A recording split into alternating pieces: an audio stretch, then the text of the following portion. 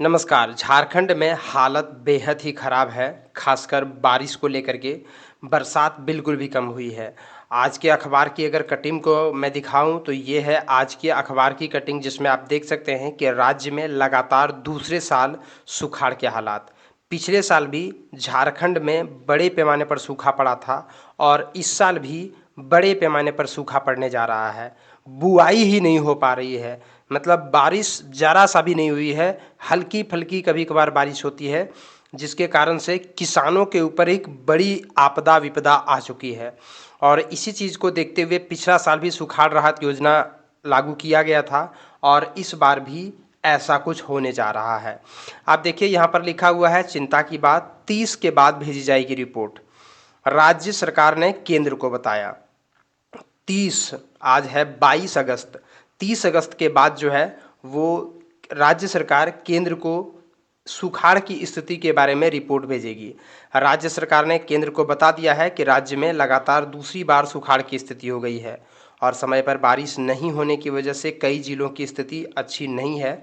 केंद्र सरकार ने कई राज्यों के अधिकारियों को दिल्ली में बुलाकर खरीफ में खेती की स्थिति की जानकारी ली थी। इसमें राज्य सरकार के प्रतिनिधियों ने बताया था कि 15 अगस्त तक रोपा का समय है। मतलब आमतौर पर झारखंड में जो है वो 15 अगस्त तक रोपाई का समय मांगा जाता है, लेकिन अभी तक जब आप 22 अगस्त हो गया है, अभी तक कोई खास ज़्यादा मात्रा में रोपाई नहीं हुई है। इस अवधि तक 40% खेतों में तय लक्ष्य के बराबर धन रोपनी नहीं हो पाई है। मतलब 15 अगस्त तक 40% भी रोपनी नहीं हो पाई थी और बीते साल भी कुछ इसी प्रकार से हालात था।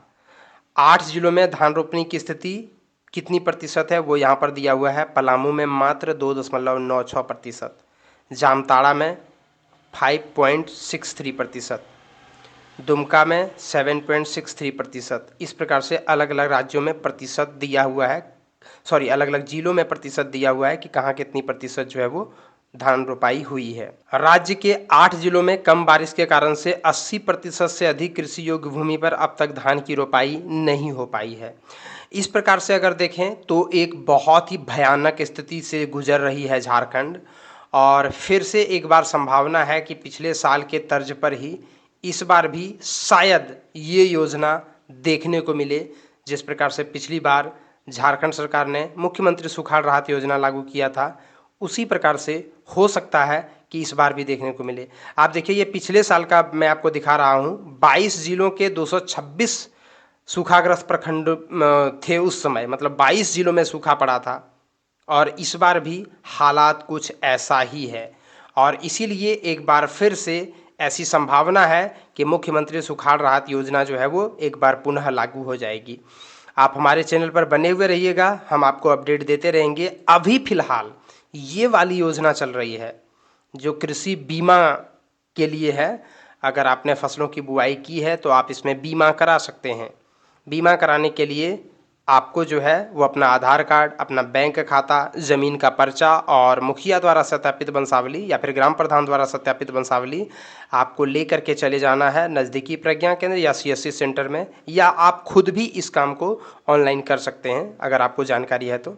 इसी वेबसाइट पर आपको आना है, यहाँ पर खरीफ 2023 का आवेदन लिखा हुआ है, इसके ऊपर क्लिक करना है, अपना डिटेल्स डाल करके लॉगिन करना है और जो जो डिटेल्स मांगा जाएगा वो सारा डिटेल्स भर करके जो जो डॉक्यूमेंट मांगा जाएगा वो सारा डॉक्यूमेंट अपलोड कर देना है। 30 सितंबर इसका आखिरी डेट है, तो आप 30 सितंबर तक इस काम को कर लें। अगर आपने अभी तक फसलों का बीमा नहीं कराया हुआ है तो निःशुल्क ये बीमा हो रही है। अगर आप साइबर कैफ़े वगैरह में जाते हैं तो वो सिर्फ अपना भरने का चार्ज लेंगे, बाकी किसी प्रकार का कोई चार्ज इसमें नहीं लगता है। ये निःशुल्क बीमा है जो झारखंड सरकार किसानों के लिए लेकर के आई है। इस बहुत ही बुरे हालात में कुछ राहत देने का काम हो सकता है कि ये बीमा करे। धन्यवाद, बने रहिए हमारे चैनल के साथ इसी प्रकार से अन्य अपडेट्स के लिए।